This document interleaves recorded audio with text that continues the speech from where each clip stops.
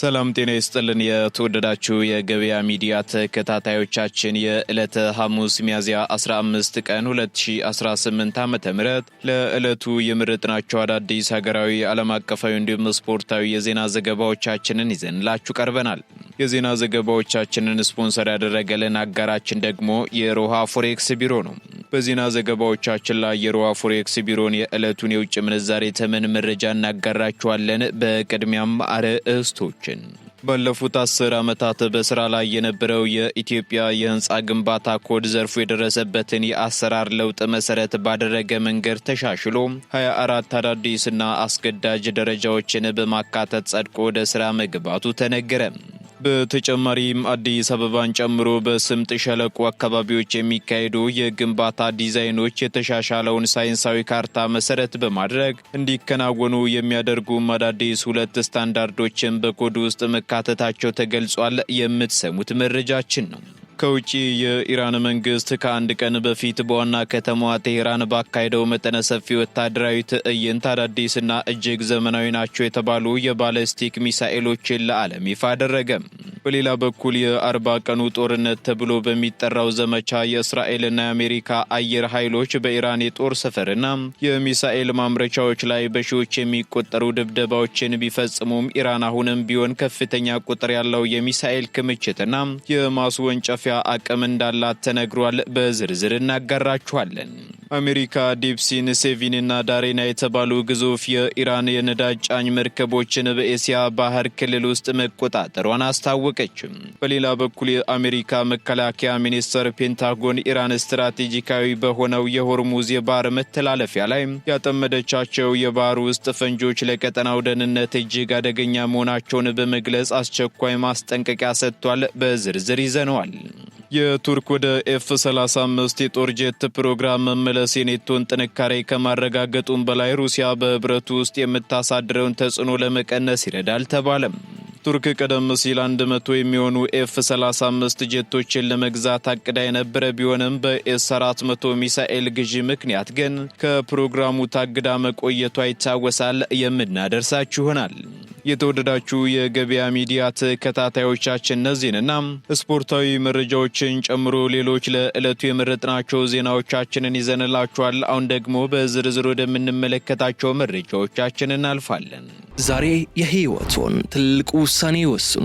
በካሬ 98,000 ብር የህልሞን ቤት ሳር ቤት ላይ መግዛት አስበዋል? ባለፉት 5 ዓመታት በቦሌ ቡልቡላ 93 ማዞሪያ 4 ፕሮጀክቶችን 100% አጠናቆ ያስረከበው ታማኙ ጀምቦሮ ሪል ስቴት አሁን ደግሞ የዲፕሎማቶች መንደር በሆነው ሳር ቤት ቫቲካን ኤምባሲ አጠገብ በቻይና ኮንስትራክሽን ባለሙያዎች እየተገነባ ያለ 5200 ካሬ ላይ ያረፈ G+30 ዘመናዊ አፓርትመንቶችን ከባለ 1 መኝታ እስከ ባለ 3 መኝታና የንግድ ሱቆችን ደግሞ ከ17 ካሬ ጀምሮ ይዞላችሁ ቀርቧል። 10% ቅድመ ክፍያ ሲከፍሉ 10% ቅናሽ፣ 50% ቅድመ ክፍያ ሲከፍሉ የ15% ቅናሽ እንዲሁም 100% ሲከፍሉ የ30% ቅናሽ ያገኛሉ። ልብ ይበሉ፣ በ10% ቅድመ ክፍያ ዛሬ ሲዋዋሉ ቀሪውን በ2 ዓመት ጊዜ ውስጥ በ10 ዙር ያለምንም የዋጋ ጭማሪ በገቡት ውል መሰረት በምቾት ያጠናቀቃሉ። ዛሬ በብር ገዝተው ነገ በዶላር ያከራዩ። ለበለጠ መረጃም በ0939612930 ወይንም 0918477453 ይደውሉልን። ጀምቦሮ ሪል ስቴት በጊዜ ገቡ። በርካታ አዳዲስና አስገዳጅ ደረጃዎች የተካተቱበት የኢትዮጵያ የህንፃ ግንባታ ኮድ ስራ ጀመረ። ባለፉት 10 ዓመታት በስራ ላይ የነበረው የኢትዮጵያ የህንፃ ግንባታ ኮድ ዘርፉ የደረሰበትን የአሰራር ለውጥ መሰረት ባደረገ መንገድ ተሻሽሎ 24 አዳዲስና አስገዳጅ ደረጃዎችን በማካተት ጸድቆ ወደ ስራ መግባቱን የኢትዮጵያ ኮንስትራክሽን ባለስልጣን አስታውቋል። በዚህም በሀገር ደረጃ ያልተነበበና ወቅቱን የዋጀ ያልነበረውን የህንፃ ግንባታ ኮድ በመቀየር ጊዜው የደረሰበት የዘርፉን የአሰራር ለውጥና የቴክኖሎጂ አጠቃቀምን መሰረት ያደረገና 2 ዓመታት የፈጀ ማሻሻያ መደረጉን የባለስልጣኑ ምክትል ዋና ዳይሬክተር ዶክተር ሙዝ በድሩ ተናግረዋል። በተጨማሪም በ40 ዓመታት ውስጥ የህንፃ ግንባታ ኮድ 2 ጊዜ ብቻ እንደተሻሻለ የገለጹት ምክትል ዋና ዳይሬክተሩ በስራ ላይ ከነበረው ኮድ ከሚገኙ 24 ስታንዳርዶች ውስጥ 16 ያሉ እንዲሻሻሉ 24 7ቱ ደግሞ አዳዲስ እንዲካተቱበትና በአጠቃላይ 40 አስገዳጅ ስታንዳርዶችን እንዲይዝ ተደርጎ መዘጋጀቱን ገልጿል ሲል ሪፖርተር ጋዜጣ አስነብቧል። እንዲሁም አዲስ አበባን ጨምሮ በስምጥ ሸለቆ አካባቢዎች የሚካሄዱ የግንባታ ዲዛይኖች የተሻሻለውን ሳይንሳዊ ካርታ መሰረት በማድረግ እንዲከናወኑ የሚያደርግ ደግሞ አዳዲስ 2 ስታንዳርዶች በኮድ ውስጥ መካተታቸውም ተነግሯል። በሌላ በኩል በአንድ ህንፃ ውስጥ ሰዎች ወይንም ዕቃዎች የሚዘዋወሩባቸው አሳንሰሮችን ጨምሮ ሌሎች አማራጮችን የሚመለከት አስገዳጅ ስታንዳርድን በተሻሻለው ኮድ የተካተተ ሲሆን ይህም ደግሞ አዲስ አሰራር በመሆኑ የአተገባበር መመሪያ እንዲወጣለት መደረጉንም አክለዋል። በዚህም አማካሪዎች፣ ገንቢዎችና የህንፃ ባለቤቶች የህንፃ ግንባታ ኮዱ በዋናነት የሚመለከታቸው ባለድርሻ አካላት መሆናቸውን የገለጹት ምክትል ዋና ዳይሬክተሩ ባለስልጣኑም ግንዛቤን ለማሳደግ የሚረዱ ተደጋጋሚ ስልጠናዎችን እንደሚሰጥና የኢትዮጵያ ደረጃዎች ኢንስቲትዩት ደግሞ የወጣውን ደረጃ ለዘርፉ ተዋናዮች ተደራሽ የማድረግ ስራ እንደሚያከናውን ገልጸዋል።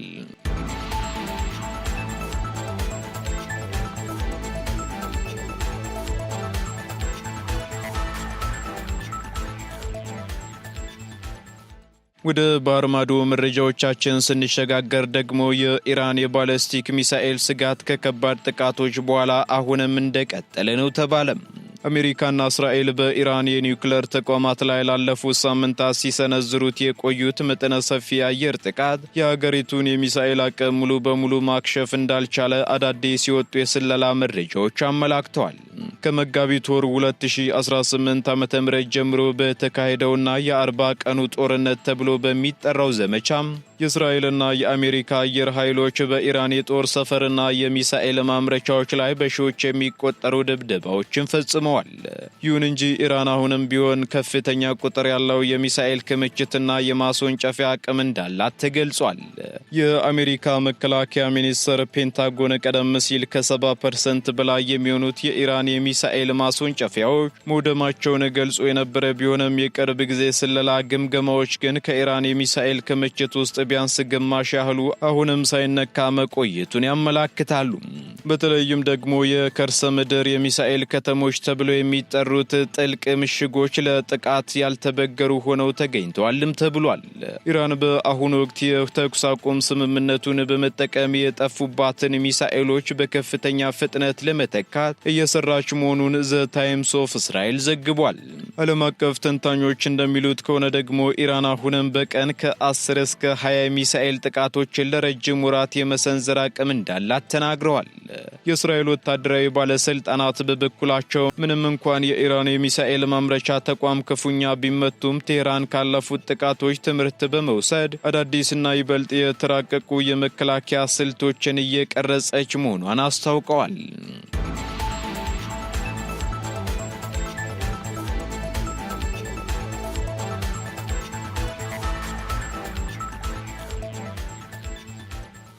ፔንታጎን በሆርሙዝ ወሽመጥ ላይ የተዘረጉ የኢራን የባህር ውስጥ ፈንጆች ከፍተኛ ስጋት መፍጠራቸውን አስታወቀ። የአሜሪካ የመከላከያ ሚኒስቴር ፔንታጎን ኢራን በስትራቴጂካዊ በሆነው የሆርሙዝ ወሽመጥ ላይ ያጠመደቻቸው የባህር ፈንጆች ለዓለም አቀፍ ንግድና ለቀጠናው ደህንነት እጅግ አደገኛ መሆናቸውን በመግለጽ አስቸኳይ ማስጠንቀቂያ አስተላልፏል። በቅርቡ በአካባቢው በተቀሰቀሰው መጠነ ሰፊ ጦርነት ማግስት የተከሰተው ይህ ሁኔታም የዓለምን የነዳጅ መስመር ለአደጋ ያጋለጠ መሆኑ ተገልጿል። ፔንታጎን ለኮንግረስ ባቀረበው ዝርዝር ሪፖርት መሰረት ኢራን በአካባቢው የረጨቻቸው ፈንጆችም ሙሉ በሙሉ አድኖ ለማጽዳት ቢያንስ እስከ 6 ወራት የሚወስድ ረጅም ጊዜ የሚጠይቅ ስራ ነውም ብሏል። ኢራን የተጠቀመቻቸው ፈንጆችም በቴክኖሎጂ የረቀቁና በጂፒኤስ የታገዙ በመሆናቸው የአሜሪካ የባህር ኃይል በቀላሉ እንዳያገኛቸውና እንዳያከሽፋቸው ትልቅ ተግዳሮት ፈጥሯል መባሉን ፎክስ ኒውስ ዘግቧል። ይህ የባህር መስመር የዓለምን 20% ያህል የነዳጅ ፍላጎት የሚያስተላልፍ በመሆኑ ደግሞ በፈንጆቹ ስጋት ምክንያት መርከቦች ጉዞ በማቋረጣቸው የዓለም የነዳጅ ዋጋ በከፍተኛ ሁኔታ እንዲንርም አድርጓል። የአሜሪካ መከላከያ ባለስልጣናት እንደሚሉት ኢራን ይህን እርምጃ የወሰደችው የዓለምን የንግድ እንቅስቃሴ አግታ ለመያዝና በጦርነቱ ሳቢያ የደረሰባትን ኪሳራ ለመበቀል ነው ብለዋል። ኢራን በበኩሏ ፈንጂዎቹን መጣሏን በይፋ ብትክድም የአሜሪካ የስለላ መረጃዎች ግን የኢራን አነስተኛ ጀልባዎች ፈንጂዎቹን በባህር ውስጥ ሲያሰራጩ የሚያሳዩ መረጃዎች እንዳሉ ጠቁመዋል። በአሁኑ ወቅት ምንም እንኳን ጊዜያዊ የተኩስ አቁም ስምምነት ቢኖርም እነዚህ የተቀበሩ ፈንጂዎች ግን በቀጠናው ላይ እንደተደቀነ የቆየ ስጋት ሆነውም ቀጥለዋል። ፔንታጎን ከአጋር ሀገራት ጋር በመተባበርም የባህር መንገዱን ደህንነት ለመመለስ ጥረት እያደረገ መሆኑን በተደጋጋሚ አስታውቋል።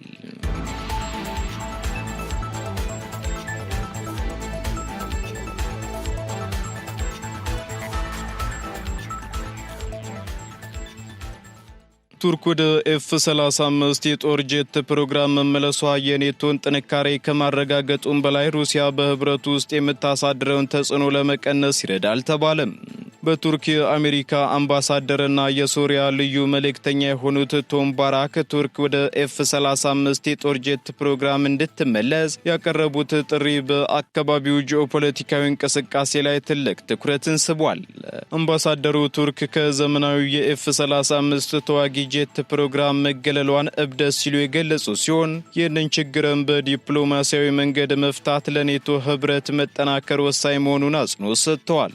ባለፈው ሳምንት በአንታሊያ የዲፕሎማሲ ፎረም ላይ ንግግር ያደረጉት ባራክ በዋሽንግተንና በአንካራ መካከል ለዓመታት የዘለቀው የኤስ-400 ሚሳኤል መከላከያ ውዝግብ በቅርቡ መፍትሄ ያገኛል የሚል ተስፋ እንዳላቸው ገልጸዋል። እንደ አምባሳደሩ ገለጻ ከሆነ ቱርክ ወደ ኤፍ-35 ስነ ምህዳር መመለሷ የኔቶ አባል ሀገራትን የጋራ የመከላከል አቅም ከማሳደጉም ባለፈ ሩሲያ በህብረቱ ውስጥ የምታሳድረውን ተጽዕኖ ለመቀልበስ ይረዳል ብለዋል። በተጨማሪም ከፕሬዝዳንት ዶናልድ ትራምፕ እይታ አንጻር ቱርክ ወደ ኤፍ-35 ፕሮግራም እንድትመለስ ማድረግ ተገቢ ነው ያሉት አምባሳደሩም ውሳኔው ለአሜሪካ የመከላከያ ኢንዱስትሪም ትልቅ ፋይዳ እንዳለው ጠቁመዋል። ይሁን እንጂ ቱርክ ወደ ፕሮግራሙ ከመመለሷ በፊት ከሩሲያ የገዛችውን የኤስ-400 ሚሳኤል መከላከያ ስርዓት እንደማትጠቀምና ከይዞታዋ እንደምታወጣ በህግ የተደነገጉ የደህንነት ማረጋገጫዎችን መስጠት እንዳለባት አናዶሉ ዘግቧል። ይህ በእንዲህ እንዳለ አምባሳደሩ ይህንን ውስብስብ የዲፕሎማሲ ሂደት በውጭ ጉዳይ ሚኒስትር ማርኮ ሩቢዮ ጥረትና በፕሬዝዳንት ዶናልድ ትራምፕ እንዲሁም በፕሬዝዳንት ረሲብ ጣይብ ኤርዶዋን መካከል ባለው የቅርብ ግንኙነት በሚቀጥሉት ጥቂት ወራት ውስጥ እልባት ሊያገኝ እንደሚችልም ጠቁመዋል። ቱርክ ቀደም ሲል 100 የሚሆኑ ኤፍ-35 ጄቶችን ለመግዛት አቅዳ የነበረ ቢሆንም በኤስ-400 ሚሳኤል ግዢ ምክንያት ግን ከፕሮግራሙ ታግዳ መቆየቷ ይታወሳል። በአሁኑ ወቅት ደግሞ ቱርክ የራሷን የካን ጄት እያበለጸገች ቢሆንም የኤፍ-35 ፕሮግራም ዳግም መከፈት ለሀገሪቱ አየር ኃይል ትልቅ አቅም እንደሚሆንም ባለሙያዎቹ ይናገራሉ።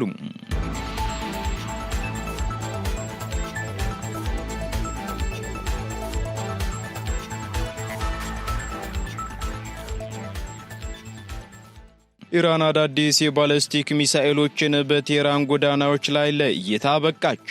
የኢራን መንግስት ከአንድ ቀን በፊት በዋና ከተማዋ ቴህራን ባካሄደው መጠነ ሰፊ ወታደራዊ ትዕይንት አዳዲስና እጅግ ዘመናዊ ናቸው የተባሉ የባለስቲክ ሚሳኤሎችን ለዓለም አሳይቷል። ይህ እርምጃ የተወሰደው ደግሞ በኢራንና በምዕራባውያን ኃይሎች መካከል ያለው ዲፕሎማሲያዊ ውጥረት በተካረረበትና የአሜሪካው ፕሬዝዳንት ዶናልድ ትራምፕ በኢራን ላይ የጣሉትን ማዕቀብ ባጸኑበት ወቅት ነው። በቴህራን እንቅላብ ወይንም አብዮት አደባባይና በዙሪያ ባሉ ጎዳናዎች ላይ በተካሄደው በዚህ ሰልፍ በተለይም ከርም ሸርፎር የተሰኘውና እስከ 2000 ኪሎ ሜትር ርቀት ተጉዞ ኢላማውን የመምታት አቅም ያለው ሚሳኤል ደግሞ የብዙዎችን ትኩረት ስቧል የተባለው። ከዚህ በተጨማሪም ቃደርና ሀጅ ቃሽም የተሰኙት ሚሳኤሎች በከባድ ተሽከርካሪዎች ላይ ተጭነውም ታይተዋል። የኢራን አብዮታዊ ዘብ ከፍተኛ መኮንኖች በቦታው ተገኝተው እንደገለጹት ይህ ወታደራዊ ትዕይንት ሀገሪቱ ከማንኛውም የውጭ ወረራ ራሷን ለመከላከል ያላትን ዝግጁነት የሚያሳይ ነው ማለታቸውን ሲኤንኤን ዘግቧል። እነዚህ የጦር መሳሪያዎች ደግሞ የማስፈራሪያ ሳይሆኑ የሰላምና የሉዓላዊነት መጠበቂያዎች ናቸው ሲሉ አንድ የጦር አዛዥ ለሀገር ውስጥ መገናኛ ብዙሃን ተናግረዋል። በሰልፉ ላይ የታደሙ በሺዎች የሚቆጠሩ የቴህራን ነዋሪዎችም የኢራንን ሰንደቅ ዓላማ በማውለብለብ ለመንግስታቸው ያላቸውን ድጋፍ የገለጹ ሲሆን በአሜሪካና በእስራኤል ላይ ያነጣጠረ የተቃውሞ መፈክሮችንም ሲያሰሙ ተደምጠዋል። ይህ በእንዲህ እንዳለ ዓለም አቀፍ የፖለቲካ ተንታኞች የኢራን እርምጃ በኢንዱስትሪ የበለጸጉ ሀገራት በቅርቡ በኢራን የሚሳኤል ፕሮግራም ላይ ያነሱትን ተቃውሞችን ላይ የማለት ምልክት እንደሆነ ገልጸዋል። ይህ ድርጊት ደግሞ በመካከለኛው ምስራቅ ያለውን የጦር መሳሪያ ትጥቅ ውድድር ይበልጥ ሊያፋጥነው ይችላል የሚል ስጋትም እየተሰነዘረ ይገኛል።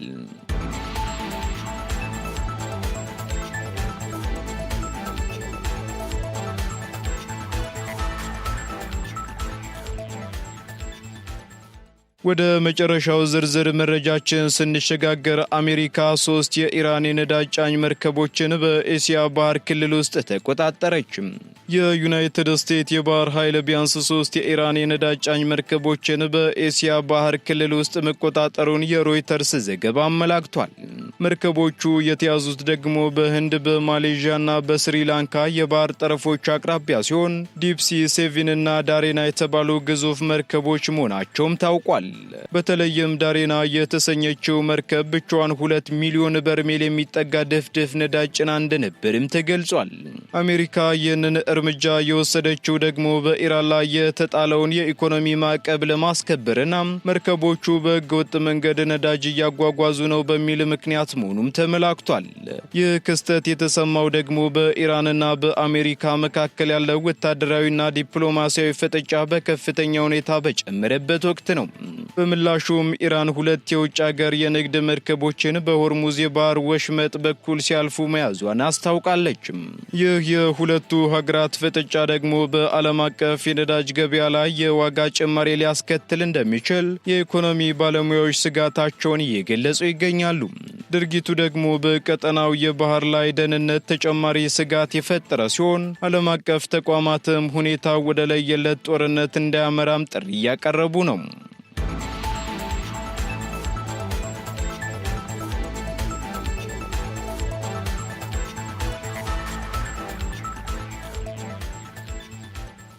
ቀጥለናል። ውድ ተከታታዮቻችን አሁን ደግሞ ስፖርታዊ መረጃዎቻችንን የምንሰማበት ሰዓት ላይ ደርሰናል። ስፖርታዊ መረጃዎችን ደግሞ መኮንን አልሞ አዘጋጅቷቸዋል። ተከታትለን እንመለስ። አመሰግናለሁ መለኩ። እንደምንውላችኋል ውድ የገበያ ሚዲያ ቤተሰቦቻችን፣ እነሆ የሰዓቱን ስፖርታዊ ዜናዎች ይዤላችሁ ቀርብ ያለው። በቅድሚያም የሀገር ውስጥ የአዲስ አበባ ደርቢ ደማቅ እንዲሆን ሁሉም ደጋፊ የድርሻውን እንዲወጣ ጥሪ ቀረበ። የፊታችን እሁድ ሚያዝያ 18 ሊካሄድ ቀጠሮ የተያዘለት የአዲስ አበባ ደርቢ ደማቅ ሆኖ እንዲጠናቀቅ ሁሉም ደጋፊ የድርሻውን እንዲወጣ ጥሪ ቀርቧል። በደርቢ ጨዋታው ዝግጅት ዙሪያ በሚመለከታቸው አካላት የውይይት መድረክ የተከናወነ ሲሆን በውይይቱ የስቴዲየም የጸጥታ አካላት የሁለቱ ቡድኖች ስቴሮዋርዶችና አስጨፋሪዎች እንዲሁም አመራሮች ታድመዋል። በቅዱስ ጊዮርጊስና ኢትዮጵያ ቡና መካከል የሚካሄደው ይህ ታላቅ የደርቢ ፍልሚያ እሁድ 9 ሰዓት በተስተካካይ ጨዋታነት የሚካሄድ ሲሆን ጨዋታው በሚሊዮኖች የሚታይ በመሆኑ ለከተማዋ የስፖርት ቱሪዝምና ለሊጉ ሳቢነት ያለው ፋይዳ ከፍተኛ እንደሆነ ተነግሯል። በመሆኑም ደጋፊውና የከተማይቱ ነዋሪ በስቴዲየም ተገኝቶ ይህንን ታላቅ ስፖርታዊ ሁነት እንዲከታተል ክለቦቹ፣ አስጨፋሪዎቹና የጸጥታ አካላት እንደ ባለቤት ኃላፊነታቸውን እንዲወጡና ጨዋታውን ለመከታተል ወደ ስቴዲየም የሚመጣን የአዲስ አበባ ነዋሪ ተዝናንቶና ተደስቶ በሰላም እንዲመለስ እንዲያደርጉ አቅጣጫዎች ተሰጥተዋል። ክለቦቹ፣ ስቴሮዋርዶቹና አስጨፋሪዎቹም ቀኑን ደማቅና ሰላማዊ ለማድረግ ቁርጠኝነታቸውን ገልጸዋል። በዕለቱ ከሁለቱ ክለቦች ጨዋታ አስቀድሞ የቀድሞ የክለቡ ተጫዋቾች ኤግዚቢሽን ጨዋታ እንደሚያደርጉም ተነግሯል። ደጋፊዎችም ከጨዋታ ሰዓት ቀድመው በስቴዲየም እንዲገኙ ጭምር ጥሪ ቀርቧል። መቀለ ሰባ እንደርታ ለግማሽ ፍጻሜ ደርሷል። በኢትዮጵያ ዋንጫ ሩብ ፍጻሜ መቀለ ሰባ እንደርታ ቦዲቲ ከተማን 3-2 በሆነ ውጤት ማሸነፍ ችሏል። መቀለ ሰባ እንደርታ በኢትዮጵያ ዋንጫ ተሳትፎ ታሪኩ ለመጀመሪያ ጊዜ ግብ ባስተናገደበት ጨዋታ ላይ ነው ቦዲቲ ከተማን 3-2 በማሸነፍ ወደ ግማሽ ፍጻሜው ማለፍ የቻለው። የመቀለ ሰባ እንደርታን የድል ግቦች ፍጹም አለሙና ፕሪንስ ኦፎን እንዲሁም ቦኒ አሊ አስቆጥረዋል። ለቦዲቲ ከተማ ከሽንፈት ያልታደጉ ግቦችን ደግሞ ሙሉቀን ተስፋይና ቴዎድሮስ በለጠ ከመረብ ማሳረፍ ችለዋል። ውጤቱን ተከትሎ መቀለ ሰባ እንደርታ ወደ ግማሽ ፍጻሜ ያለፈ የመጀመሪያው ቡድን ሆኗል። የኢትዮጵያ ዋንጫ ሩብ ፍጻሜ የሁለተኛ ቀን መርሃ ግብር ዛሬ ቀጥሎ ሲከናወን ወልዋሎ አዲግራት ዩኒቨርሲቲ ከመቻል ይፋለማሉ። ሁለቱን የሊጉን ክለቦች የሚያገናኘው ጨዋታ ቀን 9 ሰዓት በአዲስ አበባ ስቴዲየም ይከናወናል። ከውጭ ማንቸስተር ሲቲ የሊጉን መሪነት ተረከበ። በ33ኛ ሳምንት የእንግሊዝ ፕሪሚየር ሊግ መርሃ ግብር ማንቸስተር ሲቲ በርንሌይን 1-0 በሆነ ውጤት በማሸነፍ የሊጉ መሪ ሆኗል። ኤርሊንግ ሃላንድ የማንቸስተር ሲቲን ብቸኛ የማሸነፊያ ግብ ያስቆጠረ ሲሆን በውድድር ዓመቱ 25ኛ የፕሪሚየር ሊግ ጎሉን ከመረብ አሳርፏል። ማንቸስተር ሲቲ ማሸነፉን ተከትሎ አርሰናልን በእርስ በርስ ግንኙነት በመብለጥ በእኩል 70 ነጥብ የሊጉን መሪነት ተረክቧል። በርንሌይ በበኩሉ በማንቸስተር ሲቲ መሸነፉን ተከትሎ ከእንግሊዝ ፕሪሚየር ሊግ መውረዱ ተረጋግጧል። በዚህም በርንሌይ ከወልብስ በመቀጠል ወደ ሻምፒዮንሺፑ መውረዱን ያረጋገጠ ሁለተኛው ክለብ ሆኗል። በአሰልጣኝ ስኮት ፓርከር የሚመራው በርንሌይ ወደ ፕሪሚየር ሊጉ በወጣበት ዓመት ተመልሶ ለመውረድ ተገዷል። በሊጉ በተደረገ ሌላኛው የሌሊት መርሃ ግብር በርንማውዝና ሊድስ ዩናይትድ 2-2 ተለያይተዋል። ግቦችን ለበርንሌይ ክሩፒና ራያን ሳያስቆጥሩ ለሊድስ ዩናይትድ ደግሞ ሂል በራሱ መረብ ላይና እንዲሁም ደግሞ ሎንግስታፍ በመጨረሻዋ የጭማሪ ደቂቃ ማስቆጠር ችሏል። የላሊጋው መሪ ባርሴሎና ከሴልታ ቪጎ ጋር ያደረገውን ጨዋታ 1-0 በሆነ ውጤት በማሸነፍ መሪነቱን አጠናክሯል።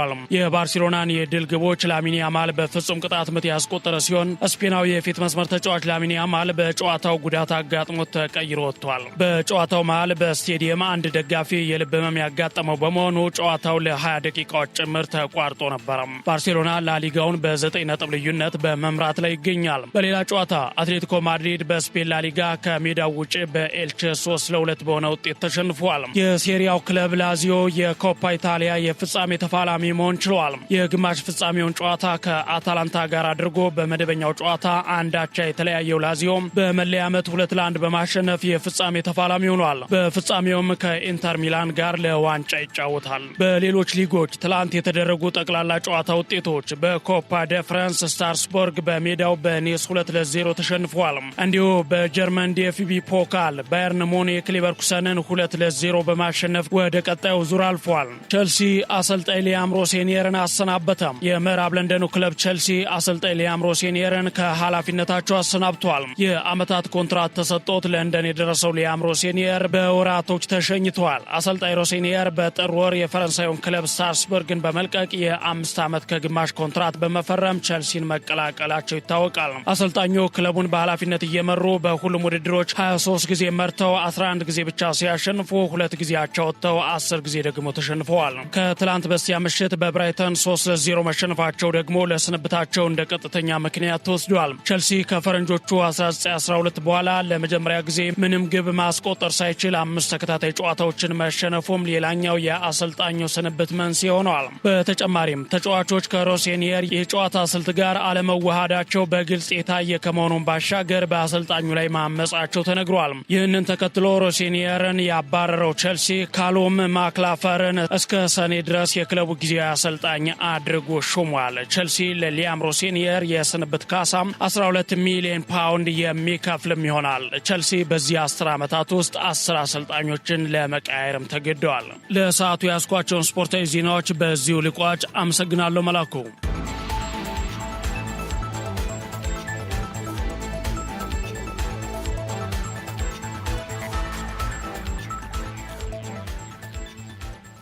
ከስፖርታዊ መረጃዎች ተመልሰናል። የተወደዳችሁ ተከታታዮቻችን፣ በመጨረሻም የሮሃ ፎሬክስ ቢሮን የዕለቱን የውጭ ምንዛሬ ተመን መረጃ እናጋራችኋለን። በዚህም አንድ የአሜሪካ ዶላር 177 ብር ከ15 ሳንቲም እየተገዛ 180 ብር ከ69 ሳንቲም እየተሸጠ ይገኛል።